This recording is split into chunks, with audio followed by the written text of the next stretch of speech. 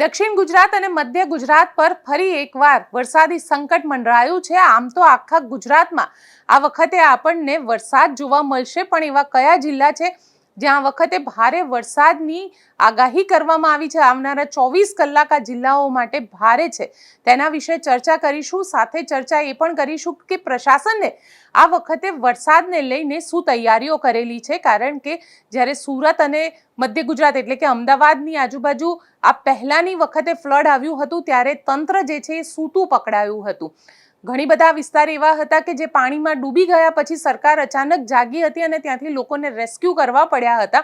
પણ આ વખતે પહેલેથી જ સરકારે એનડીઆરએફની ટીમ, એસડીઆરએફની ટીમ અને જે આર્મીની બટાલિયન છે તેને ડિપ્લોય કરી દીધી છે। કઈ કઈ જગ્યાએ ડિપ્લોય કરવામાં આવી છે તેની પણ ચર્ચા કરીશું। સાથે ચર્ચા કરીશું કીર્તિ પટેલને લઈને, કારણ કે કીર્તિ પટેલ જે છે એમના ફરીથી એમની ધરપકડ કરવામાં આવી છે। સુરત પોલીસે સુરેન્દ્રનગરથી ધરપકડ કરી ગઈકાલે કોર્ટમાં રજૂ કરતી વખતે મીડિયાની સામે જબરદસ્ત બબાલ કરી હતી કીર્તિ પટેલે, અને આજે જે સુરતની પોલીસ છે ભાવનગર પહોંચી હતી નૈના બારૈયાને પકડવા માટે, પરંતુ નૈના બારૈયા ત્યાંથી પોલીસને ચકમો આપીને ભાગી ગયા હતા। પણ આ આખા કેસની અંદર આમ જોવા જઈએ તો કીર્તિ પટેલ ઉપર ખંડણીનો જે કેસ કરવામાં આવ્યો છે તેની પાછળનું કારણ શું હતું તેની પણ ચર્ચા કરીશું। સાથે ચર્ચા એ પણ કરીશું કે આદિવાસી વિસ્તારની અંદર મનસુખ વસાવા આવતીકાલે ફરીથી જવાના છે। ત્યાં સાગબારાનો જે વિસ્તાર છે ત્યાં આગળ મનસુખ વસાવાનું જે આંદોલન છે તે આંદોલન ફરીથી તેઓ કરી રહ્યા છે, એટલે એમને જે તારીખ આપી હતી તે તારીખ આવતીકાલે છે। મનસુખ વસાવાએ આજે સોશિયલ મીડિયા ઉપર એક પોસ્ટ મૂકી અને પોસ્ટમાં શું કહ્યું છે તેની વાત પણ કરીશું। નમસ્કાર, હું છું ગોપી ગાંગર અને આપ જોઈ રહ્યા છો નિર્ભય ન્યૂઝ।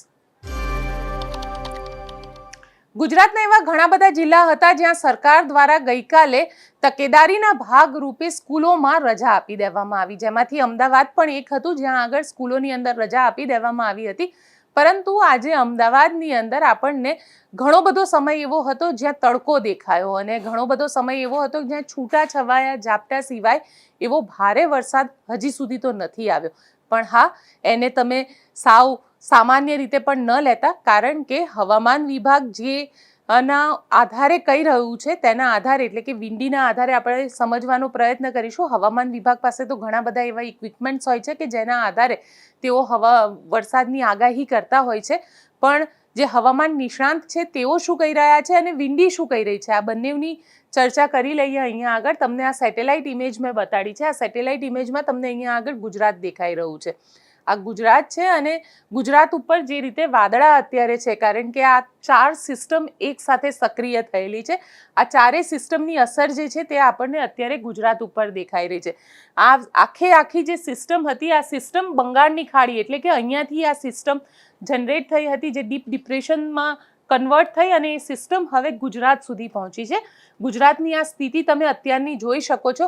સાથે તમને એ પણ બતાડું કે વરસાદી સ્થિતિ શું છે। આ વાદળાની સ્થિતિ છે અને સાથે વરસાદી સ્થિતિની જો વાત કરવામાં આવે તો આ વરસાદી સ્થિતિ જે છે તે અત્યારે આપણને અહીંયા આગળ જોવા મળી રહી છે। આમ કારણ કે જે રીતે વરસાદ અત્યારે અમદાવાદમાં ને ઘણા બધા વિસ્તારની અંદર તો છૂટો છવાયો વરસાદ થઈ રહ્યો છે, પરંતુ જો વાત કરવામાં આવે તો આ સ્થિતિ અત્યારે આપણને જોવા મળી રહી છે ગુજરાતની, અને એમાં પણ દક્ષિણ ગુજરાતમાં સુરતમાં ઘણા બધા વિસ્તાર એવા છે કે જ્યાં આગળ વરસાદ વરસ્યો હતો, સવારથી જ વરસાદ વરસ્યો હતો। ઘણા બધા વિસ્તાર એવા છે કે જ્યાં આગળ આપણને વોટર લોગિંગ પણ જોવા મળ્યું હતું, એટલે પાણી જલભરાવ આપણને જોવા મળ્યો હતો, પરંતુ એ જલભરાવ પણ ધીમે ધીમે નીકળી ગયો હતો, કારણ કે આજે જે વરસાદની તીવ્રતા હતી એ તીવ્રતા ખૂબ આમ તો કહી શકાય કે સુરતને એના માટે ખૂબ ઓછી હતી। આ પહેલાં જે વરસાદ વરસ્યો હતો તેમાં ખૂબ વધારે તીવ્રતાથી એ વરસાદ વરસ્યો હતો। આજની જે વરસાદ હતો સવારથી જ તે વરસાદ છૂટો છવાયો હતો, પરંતુ સાગબારા નર્મદાનો જે વિસ્તાર હતો એટલે એ વિસ્તારની જો વાત કરવા જઈએ તો સાગબારા નર્મદાના જે વિસ્તાર હતા, આ સાઈડના જે વિસ્તાર, ત્યાંથી જે સિસ્ટમ મધ્યપ્રદેશ પર થઈ અને આ બાજુ આવે છે નંદુરબાર થઈને, તેની અસર આપણને જોવા મળી હતી। 4 ઇંચ જેટલો વરસાદ સવારના 2 કલાકની અંદર જ જોવા મળ્યો હતો। આ વરસાદી સિસ્ટમ ભાવનગર, અમરેલી, મહુવાના જે વિસ્તારો છે એ બધા જ વિસ્તારોની અંદર આપણને જોવા મળી રહી છે અત્યારે, અને તેની અસર એટલા માટે પણ વધારે જોવા મળી રહી છે કારણ કે આજે રાતથી એવું માનવામાં આવી રહ્યું છે કે જબરદસ્ત વરસાદ હશે, અને એના જ ભાગરૂપે સુરત, વડોદરા, બનાસકાંઠા, ભાવનગર અમરેલી જેવા જે જિલ્લાઓ છે ત્યાં આગળ સ્કૂલોની અંદર રજા ઘોષિત કરી દેવામાં આવી છે. સાથે સાથે જીપીએસસીનું જે પેપર હતું રવિવારે તેને પણ અત્યારે પોસ્ટપોન કરવામાં આવ્યું છે, મોકૂફ રાખી દેવામાં આવ્યું છે. ટેટ 1નું જે પેપર હતું તેને પણ અત્યારે પૂરતું રદ કરી દેવામાં આવ્યું છે, કારણ કે ભારે વરસાદની આગાહી છે. લોકોને એવું કહેવામાં આવ્યું છે સરકાર દ્વારા અને હવામાન વિભાગ દ્વારા કે વગર કામે બહાર ન નીકળતા.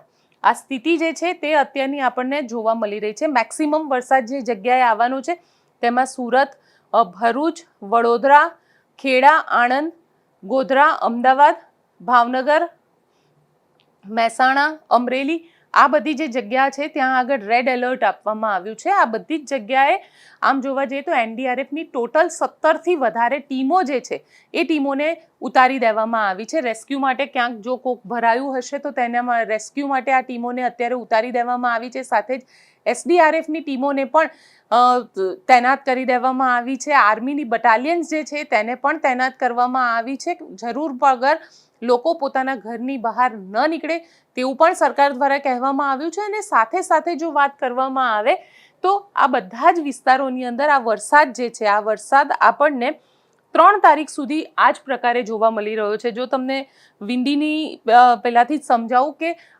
આજનું રાતના 8 વાગ્યાનું આ જે દ્રશ્ય છે એ રાતના 8 વાગ્યાનું દ્રશ્ય છે. આ બધી જ જગ્યાએ આપણને ભારે વરસાદ જોવા મળી શકે છે.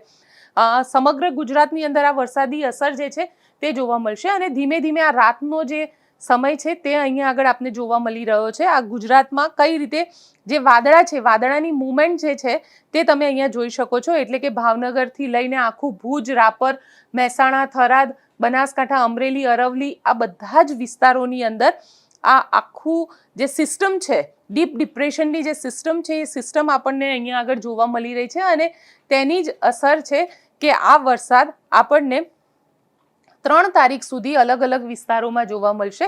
ઘણા બધા વિસ્તાર એવા છે કે જ્યાં આગળ જબરદસ્ત વરસાદ જોવા મળશે. એટલે આમ જોવા જઈએ તો આ તમને અહીંયા આગળ 2 તારીખની રાત સુધી થરાદ, બનાસકાંઠાને એ જે વિસ્તાર છે ત્યાં આગળ વરસાદી માહોલ જે છે તે આપણને જોવા મળશે. 3 તારીખ પછી વરસાદ ઓછો થઈ જશે. છૂટાછવાયા ઝાપટા જે છે તે આપણને અહીંયા જોવા મળી રહ્યા છે. એટલે 3 તારીખ પછી આ સિસ્ટમ અહીંયા આગળ પૂરી થઈ જાય છે તે પ્રકારનું પણ અહીંયા આગળ જોવા મળી રહ્યું છે. એટલે હવામાન નિષ્ણાંત પરેશ ગોસ્વામી સાથે મેં વાત કરી અને પરેશભાઈ શું કહી રહ્યા છે આ વરસાદી સિસ્ટમ માટે તે પણ સાંભળી લઈએ. ચોક્કસથી ગોપીબેન, જોવા જઈએ તો અત્યારે આમ તો રાજ્યની અંદર હવે ભારેથી અતિભારે વરસાદની શરૂઆત થવા જઈ રહી છે. અમુક વિસ્તારમાં તો કાયદેસર મેઘ તાંડવ પણ જોવા મળશે. જેનું કારણ છે કે અત્યારે બંગાળની જે ખાડીની એક સિસ્ટમ છે એ સિસ્ટમ ગુજરાત તરફ આગળ વધી રહી છે. એ સિસ્ટમ છે એ ખૂબ મજબૂત છે. એ સાથે અરબ સાગરમાં પણ અત્યારે કરંટ છે, અરબ સાગર સક્રિય છે, જેને કારણે મોન્સૂન ઓફશોર ટ્રફ હોય છે પોઝિટિવ ફેઝમાં આવ્યો છે. બીજા નંબરની વાત છે કે અત્યારે જે મોન્સૂન ધરી હોય છે એ મોન્સૂન ધરી છે એ પણ દક્ષિણ તરફ ખસેલી છે. એટલે કે દક્ષિણ રાજસ્થાન, ઉત્તર ગુજરાતના અમુક ભાગો ઉપર થઈ મધ્યપ્રદેશ થઈ અને એ ચોમાસું ધરી છે બંગાળની ખાડી સુધી લંબાઈ રહી છે.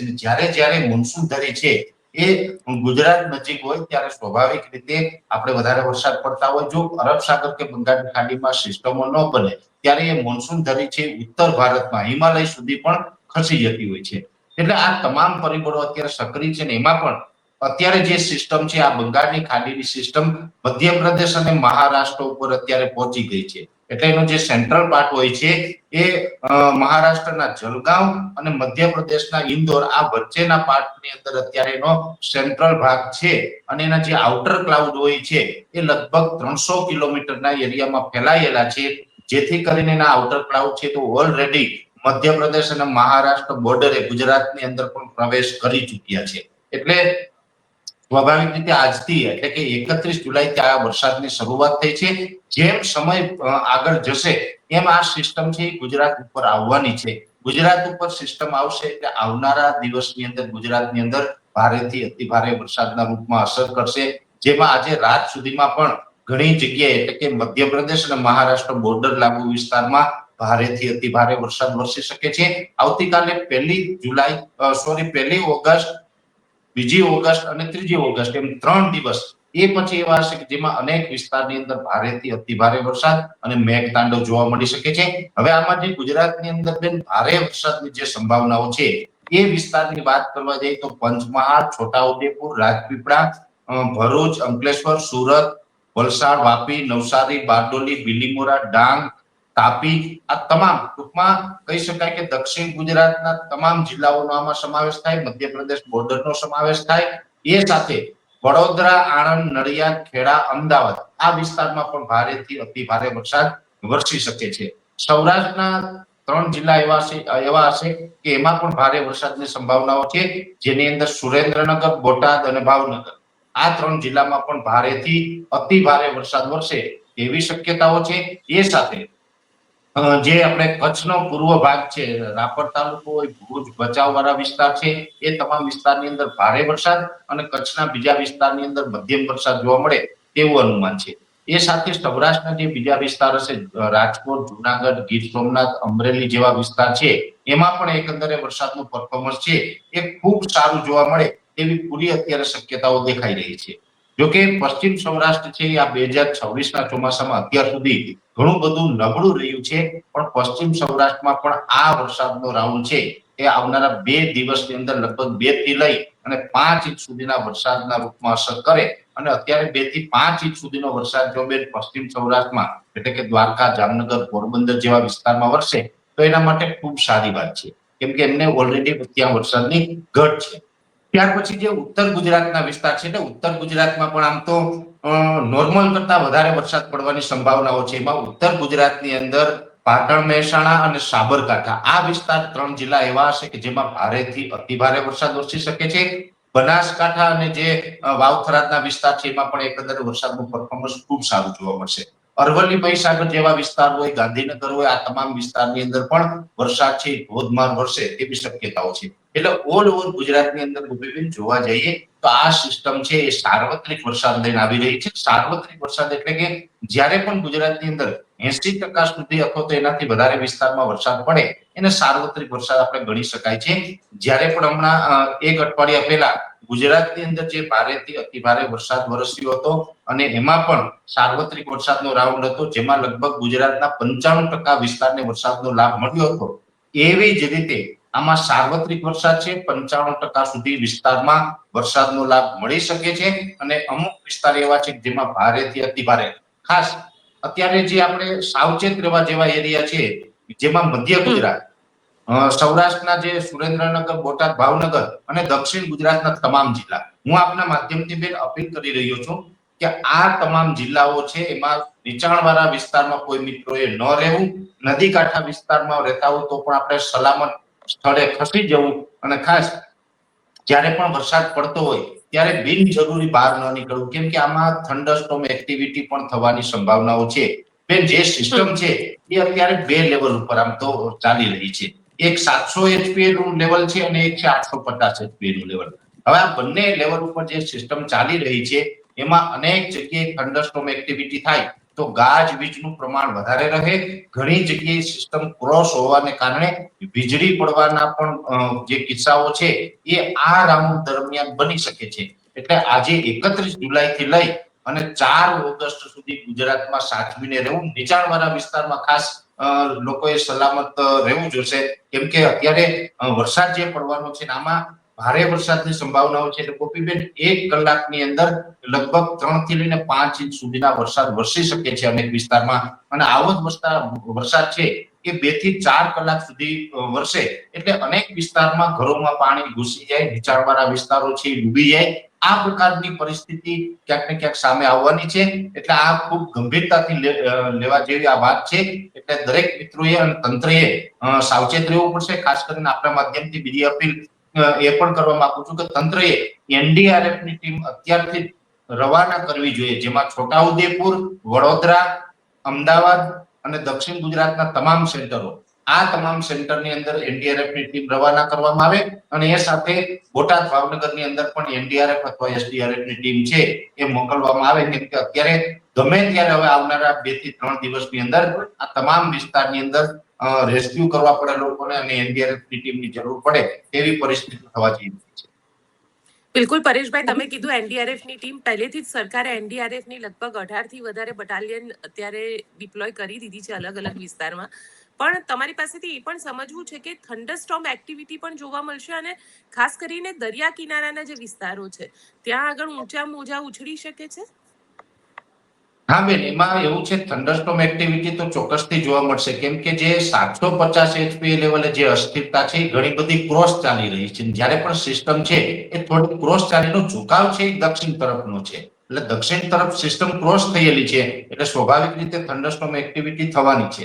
એટલે એમાં ગાજવીજ અને તોફાની વરસાદ પણ પડી શકે, ઓછા સમયની અંદર વધારે વરસાદ પડી જાય આવું પણ બનવાનું છે. અને સાથે સાથે દરિયાઈ જે સપાટી છે એમાં આમ તો અત્યારે પવનની ઝડપ છે એ વધી ચૂકી છે. અત્યારે એવરેજ 30 થી લઈને 35 કિલોમીટર પ્રતિ કલાકની ઝડપે પવન ચાલી રહ્યો છે. એમાં ગસ્ટિંગ છે એ 40 કિલોમીટર પ્રતિ કલાક સુધી પહોંચી રહ્યા છે.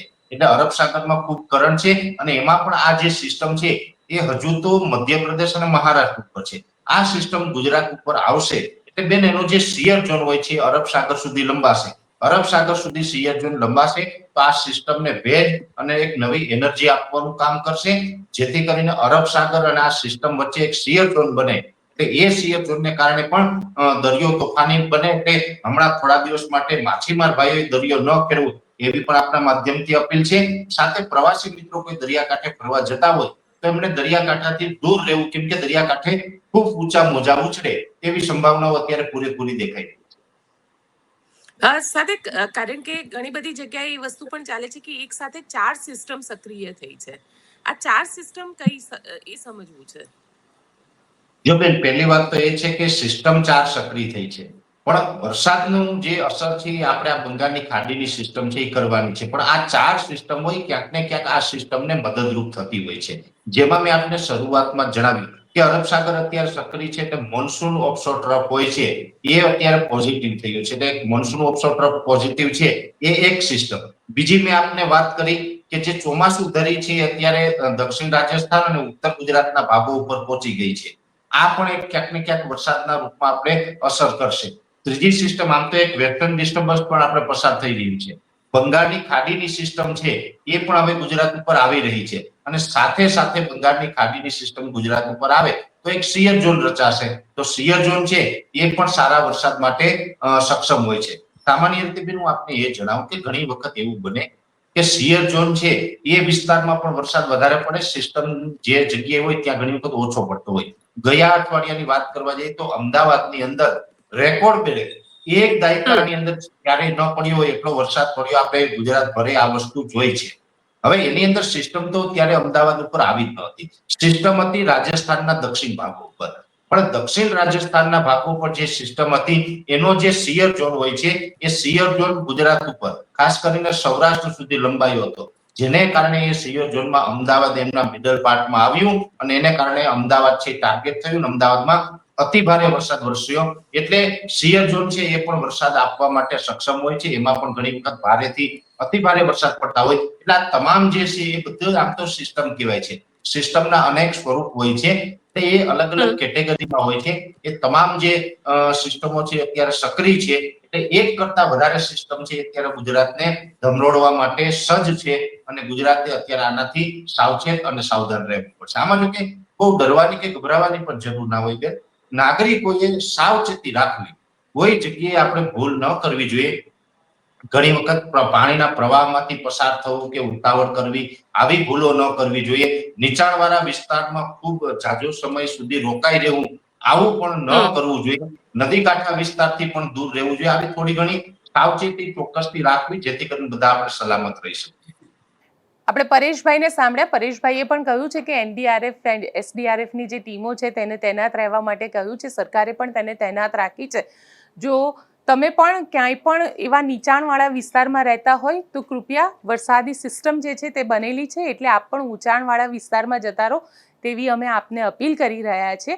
પરંતુ જે વરસાદી સિસ્ટમ છે ખાસ કરીને સૌરાષ્ટ્રના જે ભાગો છે અને એમાં પણ જે જામનગર, ઓખા, દ્વારકા, પોરબંદર, ભુજ, રાપરવાળો જે વિસ્તાર છે એ બધા જ વિસ્તારોમાં આ વરસાદથી ખેતીને ખૂબ ફાયદો થશે તેવું નિષ્ણાતોનું માનવું છે. તો આપ શું માનો છો મને કોમેન્ટ બોક્સમાં લખીને જણાવજો, કારણ કે વરસાદ જે છે, વરસાદી સિસ્ટમ જે છે તે હવે ચોમાસું ખીલી ઉઠ્યું છે. આમ તો આ ડિપ્રેશન છે, થંડરસ્ટોર્મની પણ વાત કરવામાં આવી છે કે થંડરસ્ટોર્મ એટલે કે વીજળીના કડાકા થવા, વીજળી પડવી અને લગભગ 40થી 50 ની ઝડપે પવન ચાલવો. આ પણ આપણને ઘણા બધા વિસ્તારોની અંદર જોવા મળી શકે છે. હવે વાત કરી લઈએ કીર્તિ પટેલની, કારણ કે કીર્તિ પટેલ ને ગઈકાલે જે રીતે કીર્તિ પટેલની વાત કરવામાં આવી રહી છે, કીર્તિ પટેલની ધરપકડ કરવામાં આવી હતી અને કીર્તિ પટેલને પોલીસની આજે જ્યારે કોર્ટની અંદર રજૂ કરવામાં આવી ત્યારે કીર્તિ પટેલને ત્યાં આગળ મીડિયા જે હાજર હતી એ મીડિયા સાથે કીર્તિ પટેલ દ્વારા બબાલ કરવામાં આવી અને એ બબાલ કરતાં કરતાં ઘણું બધું કહેવામાં આવ્યું. પણ અહીંયા મહત્વની વાત એ છે કે સુરત પોલીસ આજે પહોંચી હતી ભાવનગર. કીર્તિ પટેલની સુરેન્દ્રનગરમાંથી ધરપકડ કરી, કારણ કે આ આખો મામલો રાજુ ભમ્મરવાળો કેસ તમને યાદ હશે કે રાજુ ભમ્મર જે ભાવનગરથી મહુવા ત્યાં આગળ જે ગામ છે એ ગામના સરપંચ હતા અને રાજુ ભમ્મરવાળો કેસ આપને યાદ હશે કે રાજુ ભમ્મર અને નૈના બારૈયા જે પહેલા પોલીસમાં હતા પછી સસ્પેન્ડ થયા કારણ કે તેમને પોતાના ઘરની અંદર એક આરોપીને પનાહ આપી હતી અને જ્યારે પોલીસે ત્યાં રેડ કરી તો આરોપી તેમના ઘરમાંથી જ પકડાયો હતો. એ જ નૈના બારૈયાની સાથે તેમના રિલેશનની વાત આવી અને નૈના બારૈયા જ્યારે જામીન પર બહાર હતા અને એમને ગુજરાતની બહાર જવાની અનુમતિ ન હતી તે વખતે નૈના બારૈયા અને રાજુ ભમ્મર ગુજરાતની પણ દેશના અલગ અલગ રાજ્યોની અંદર ફરવા માટે ગયા હતા, જેના વિડીયો એવિડન્સ અને ફોટોગ્રાફ પણ હતા. એટલે આના આધાર ઉપર નૈના બારૈયાની વિરુદ્ધમાં રાજુ ભમ્મર દ્વારા એક FIR કરવામાં આવી હતી. એમ તો તેમના બંને વચ્ચે પ્રેમ હતો તેવું કહેવામાં આવી રહ્યું છે અને નૈના બારૈયા વારે વારે તેમને લગ્ન માટે દબાણ કરી રહ્યા હતા. રાજુ ભમ્મરે લગ્ન માટે ના પાડી દીધી અને કીર્તિ પટેલની આખા કેસની અંદર એન્ટ્રી થઈ હતી અને કીર્તિ પટેલે ત્યારબાદ રાજુ ભમ્મર સાથે વાતચીત પણ કરી હતી, તેને ગાળાગાળી પણ કરી હતી અને રાજુ ભમ્મરની બ્લેકમેલિંગ કરવાનો પણ પ્રયત્ન કર્યો હતો એવું કહેવામાં આવી રહ્યું છે. રાજુ ભમ્મરનો આરોપ છે કે મારી પાસે પૈસા માંગ્યા હતા. આ જ કેસમાં આજે કીર્તિ પટેલની જે ધરપકડ ગઈકાલે સુરેન્દ્રનગરથી કરવામાં આવી હતી, કીર્તિ પટેલને કોર્ટની અંદર રજૂ કરવામાં આવી. ત્યાં આગળ પોલીસની જાપ્તાની અંદર જ્યારે એને કોર્ટની અંદર લાવવામાં આવી ત્યારે કીર્તિ પટેલે મીડિયાની હાજરીમાં શું કહ્યું હતું અને શું બબાલ કરી હતી, કારણ કે જે રીતે કીર્તિ પટેલ બોલી રહી હતી તે પણ ખૂબ મહત્વની વાત છે. કારણ કે આટલા કોન્ફિડન્સથી બોલવું અને આટલી બબાલ કરવી, કારણ કે જે રીતે કીર્તિ પટેલ આ પહેલા પણ ઘણા બધા વિવાદોમાં આવી છે અને કીર્તિ પટેલનો એ જૂનાગઢનો વિવાદ હોય કે અન્ય વિવાદ હોય, કીર્તિ પટેલ સતત વિવાદોમાં રહ્યા કરે છે. ગઈકાલે પણ જ્યારે કોર્ટમાં રજૂ કરવામાં આવે ત્યારે ફરી વિવાદ કર્યો. પહેલા એ વિડીયો જોઈ લઈએ.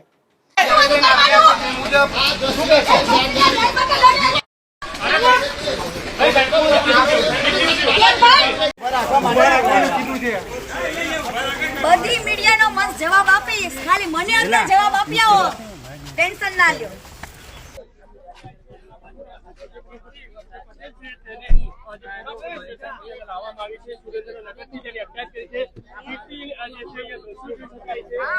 જમાનો છે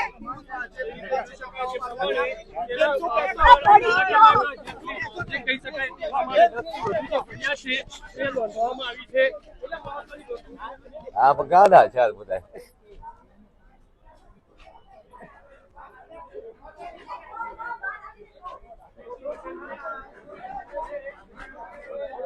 ગાંડા છે. આવી જા કીર્તિ પટેલને કોર્ટની અંદર રજૂ કર્યા બાદ સુરત પોલીસ જ્યારે ત્યાં ભાવનગર પહોંચી હતી નૈના બારૈયાની ધરપકડ માટે, તો નૈના બારૈયા પણ પોતે પોલીસમાં હતા અને એ જ જે સિસ્ટમ છે કે પોલીસને ખબર પડી જાય છે કે પોલીસ આવી રહી છે, અહીંયાથી નૈના બારૈયા ભાગી ગયા અને પોલીસના હાથે ન લાગ્યા. એટલે નૈના બારૈયાની હજી સુધી ધરપકડ નથી થઈ શકી આખા કેસની અંદર. જે ત્યાંના ડીસીપી છે તેમના દ્વારા શું કહેવામાં આવ્યું તે પણ સાંભળી લઈએ. शहर के पूना पुलिस स्टेशन विस्तार में एक BNS की धारा 296B जिसमें ऑब्सीन व गलत शब्द यूज किए जाते हैं, extortion, deformation, criminal intimidation, criminal conspiracy, इन सब धाराओं के तहत और IT एक्ट के धारा 67 के तहत एक फरियाद दाखिल हुआ था. उसमें 2 आरोपी हैं, कीर्ति पटेल और नैना बारैया. कीर्ति पटेल इस गुना की विगत ऐसी है कि उसने 12 लाख रुपए लेके रेप का फरियाद सेटलमेंट करने का प्रयास किया नैना बरैया के साथ। और दूसरा कि टोटल 3 करोड़ 12 लाख रुपए जो फरियादी है राजू कोमर से, उसे अलग अलग टाइम पे 1.5 वर्ष के अंतराल में उससे लिया गया है। इस फरियाद को ध्यान में रखते हुए पहले हमने इसके अच्छे से तपास किया और उसके बाद ऑनरेबल कोर्ट में रिपोर्ट करके इसमें एक्सटॉर्शन का सेक्शन ऐड किया गया है। जब एक बार एक्सटॉर्शन का सेक्शन ऐड हुआ तो दोनों आरोपियों को पहले हमने नोटिस दिया था और इसमें कीर्ति पटेल जो दूसरे जगह में थी, जामनगर जूनागढ़ की तरफ थी, तो वहाँ पे टीम को भेज के कीर्ति पटेल को अरेस्ट किया गया है अभी और ऑनरेबल कोर्ट के पास इसको प्रोड्यूस किया जाएगा और आगे हम रिमांड की कार्रवाई इसमें करेंगे। सर कितना गुनाही इतिहास है और कैसी ये लड़की है ये? इसमें टोटल इसके अगेंस्ट में बहुत सारे गुनाहित इतिहास है। पहले भी एक्सटॉर्शन का फरियाद दाखिल हो चुका है कापोद्रा पुलिस स्टेशन में। इसमें हमने ये भी देखा है कि सोशल मीडिया का इन्फ्लुएंस में इसने बहुत सारा गलत मैसेज और वीडियोस वायरल किया है। इसके ध्यान में रखते हुए जो लोकल पुलिस स्टेशन हैं जैसे कि Kapodra police station, Poona police station, इन्होंने अपने तरफ से इंस्टाग्राम और फेसबुक को रिक्वेस्ट रेज करके अकाउंट डीएक्टिवेट करने का रिक्वेस्ट रेज किया। उसको कंप्लाई करते हुए लीगल कंप्लायंस को ध्यान में रखते हुए इंस्टाग्राम ने कंप्लाई करते हुए इनके इंस्टाग्राम अकाउंट को अभी डीएक्टिवेट किया है। आगे भी हम इसमें कभी कंटिन्यूअस वॉच में हैं और इसकी पूरी गुनाहित इतिहास को हम स्टडी कर रहे हैं और उसमें जो भी लीगल कार्रवाई आगे हम कर सकते हैं उसको सब कुछ इस्तेमाल किया जाएगा। सर लास्ट टाइम भी पूना पुलिस स्टेशन के बाहर आके हंगामा किया था, वीडियो बनाया था, उसमें कोई कार्रवाई होगी? नहीं, वो वीडियो बनाया था। Video banana is not a crime, लेकिन वीडियो बनाना किस ऑब्जेक्टिव से वीडियो बनाना, हर छोटी वीडियो को हम एज अ क्राइम ट्रीट नहीं कर सकते हैं क्योंकि ऐसे तो बहुत लोग वीडियो बनाते हैं, लेकिन देखना पड़ता है कि इसमें कंटेंट क्या है, किस ऑब्जेक्टिव से किया गया है, कौन डिफेम किया जा रहा है किसको। तो जनरलाइज चीज़ों पे हम ध्यान नहीं देते हैं। किसी पर्टिकुलर इंडिविजुअल को अगर टारगेट किया जाए और उससे वीडियो के मार्फत अगर पैसा का एक्सटॉर्शन किया जाए या डिफॉर्मेशन किया जाए तो उस पर पुलिस लीगल एक्शन लेती है। सर ये नया उसने अकाउंट भी बना दिया है, उसमें उसने पुलिस को चैलेंज दिया हुआ है।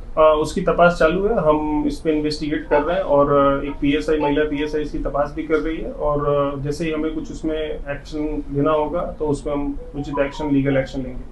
अभी आगे क्या हो सकता है सर इसमें?